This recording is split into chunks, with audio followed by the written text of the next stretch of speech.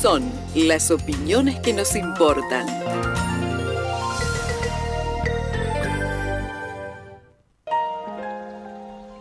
Antes, después, eternamente,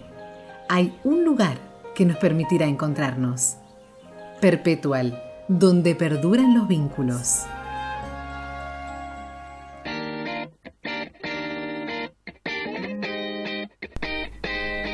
Ayer se conoció la sentencia en el caso Lucio Dupuy, este joven, en realidad este niño que fue brutalmente asesinado en la provincia de La Pampa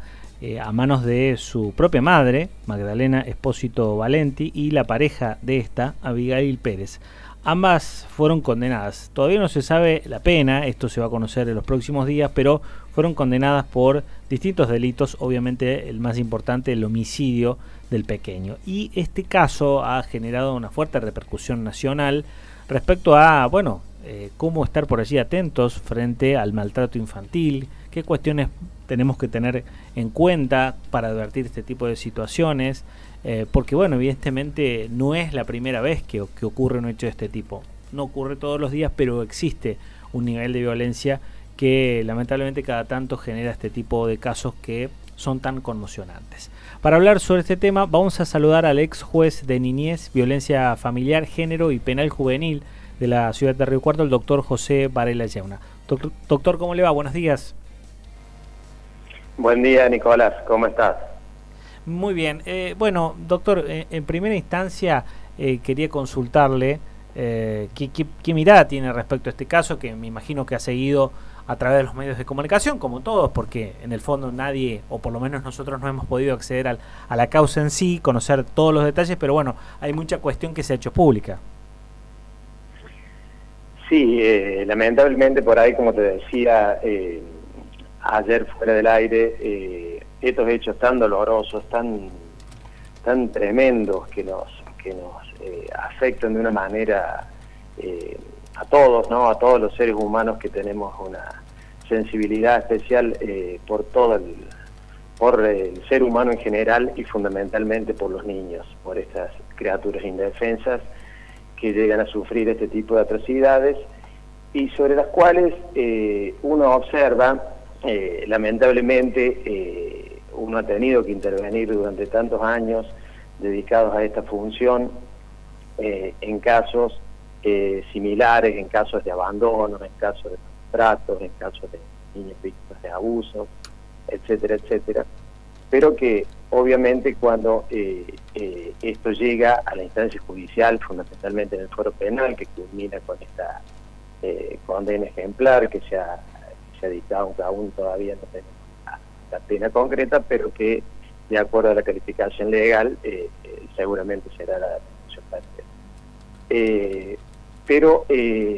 como les decía, lamentablemente, ante el hecho consumado es cuando todo se moviliza, aparecen todas las opiniones, todas las carencias, todas las cadenas de responsabilidades. Digo responsabilidades entre comillas porque habría que ver en el caso en particular sobre el cual uno no puede opinar hacia la distancia cuando se están también hoy sometiendo a quien intervino como jueza de familia en este caso, a cuál ha sido sus responsabilidades.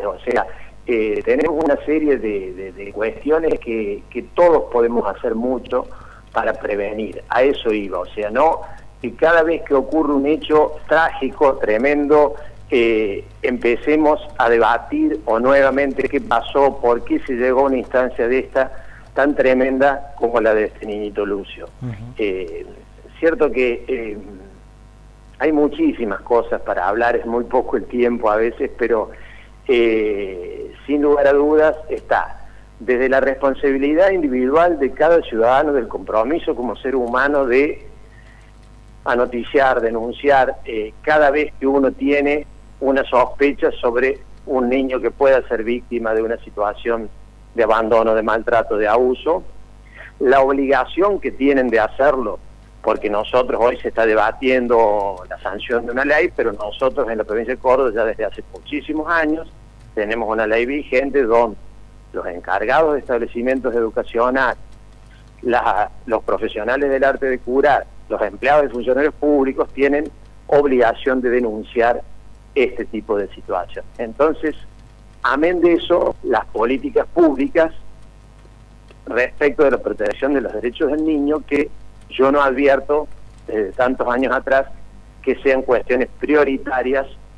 en ningún tipo de gobierno y en ningún tipo de propuesta de ningún partido político. Hoy nos estamos aproximando a elecciones, a todo, ya sea a nivel provincial, a nivel nacional, y rara vez, o prácticamente le diría que nunca, escucho a ningún candidato de ninguna extracción política que las políticas de protección de la niñez sean un tema prioritario, y sean un tema prioritario la asignación de recursos a todos los organismos y a todos los seres humanos comprometidos con la protección de la niñez. Algo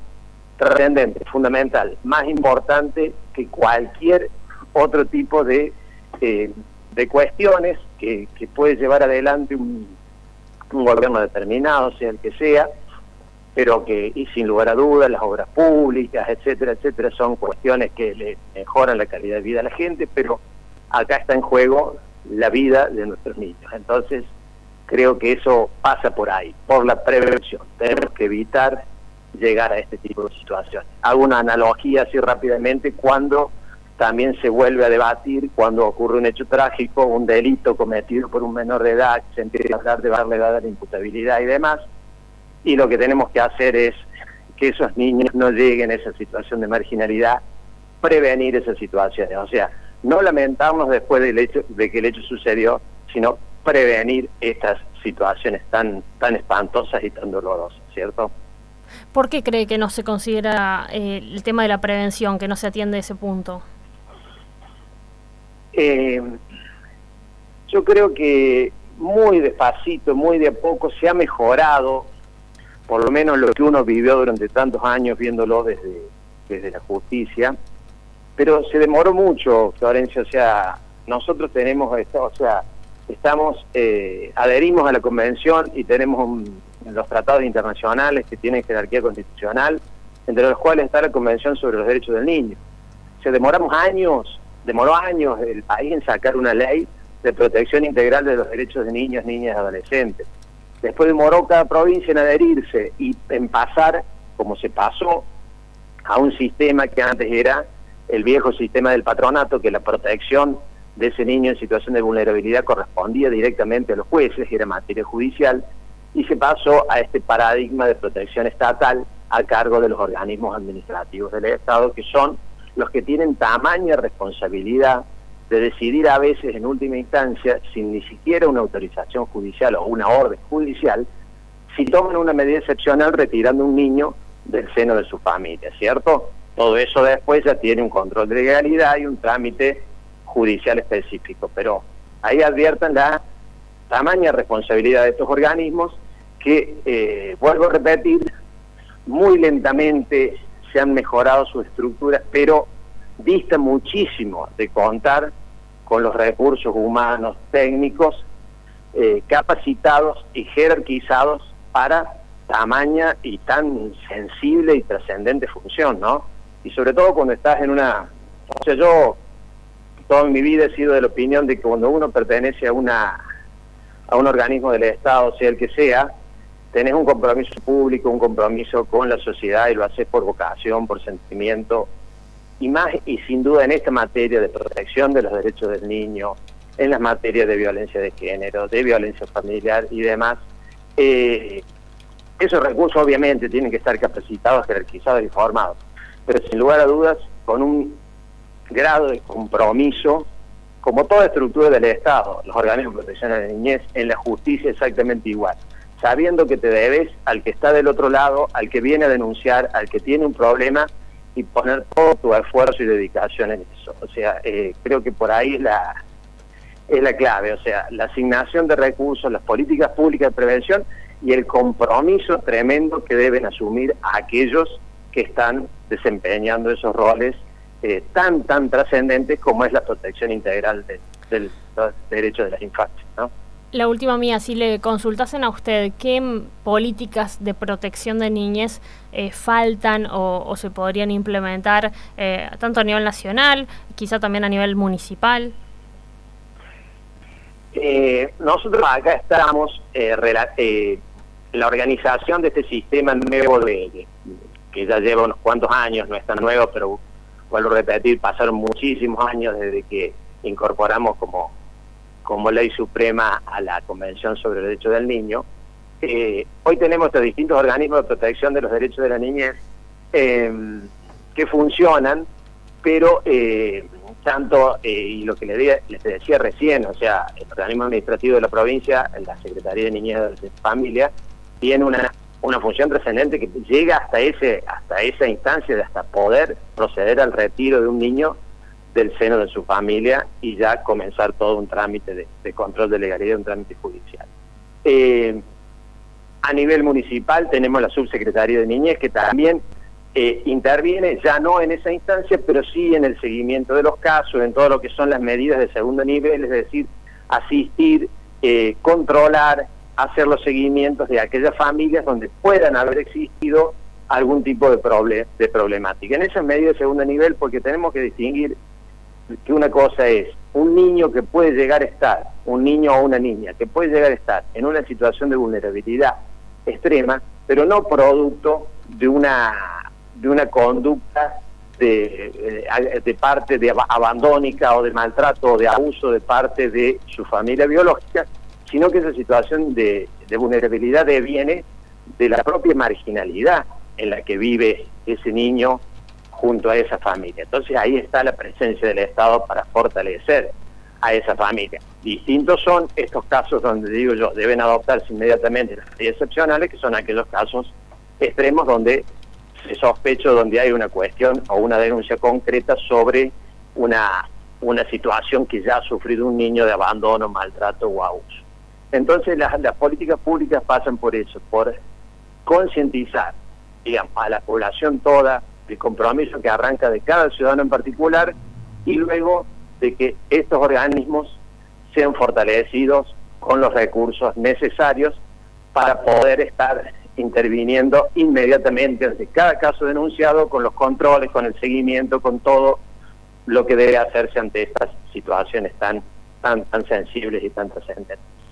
Lo último, doctor, es interesante lo que usted plantea, sobre todo porque es difícil, o parece difícil cambiar la lógica del no te metas, ¿no? Donde, bueno, vemos casos como por ejemplo el de Fernando Báez Sosa, donde mucha gente prefirió filmar antes que buscar la posibilidad de que parar, exacto, sí. Es difícil, ¿no? También porque uno a lo mejor conoce situaciones de este tipo de violencia, ya sea con un menor o con una persona adulta, y sin embargo, bueno, a veces no, mejor no te metas, no vayas a hacer cosas que tengas problemas. Claro, Nicolás, pero incluso en esto vale la pena aclarar que en esta materia también esta obligación de denunciar y esta cuestión que puede conocer cada vecino, cada persona, se puede preservar su anonimato, o sea, estas denuncias pueden ser preservando la identidad de quien lo hace, o sea, la supuesta situación de vulnerabilidad. Hay otra situación que irá paralelamente, eventualmente, si ese hecho denunciado constituye un delito, donde ya intervendrá una fiscalía y la justicia penal, ¿cierto? Pero se puede noticiar. En Río Cuarto, yo en general, en toda mi trayectoria como juez de niñez, he tenido muchísima gente con compromiso que ha denunciado, sobre todo con el viejo paradigma, cuando los juzgados interveníamos directamente, fundamentalmente los centros de salud, inclusive desde clínicas privadas y demás, ante la mínima duda que tenían, había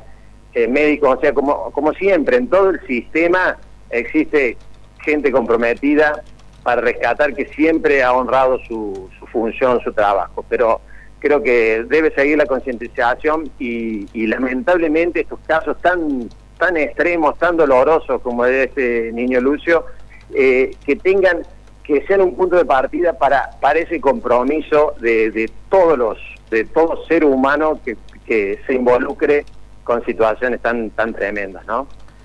Doctor, le agradecemos mucho este tiempo con el programa, muy amable por atendernos. perdón, Nicolás, digo, no, que se involucren y que a su vez insistan con eso, que si los tuvieron la mala suerte de que los atendió alguien que no los escuchó debidamente en el organismo que sea administrativo, sea judicial, en el lugar que sea, que insista, que su voz no se calle, que no se vuelva a la casa en silencio, sino que con eso se puede estar salvando la vida de un niño. Gracias, doctor, nuevamente. No, por favor, hasta luego, Nicolás. La palabra del doctor José Varela Yeuna, ex juez de niñez, violencia familiar, género y penal juvenil de Río Cuarto, analizando el caso Lucio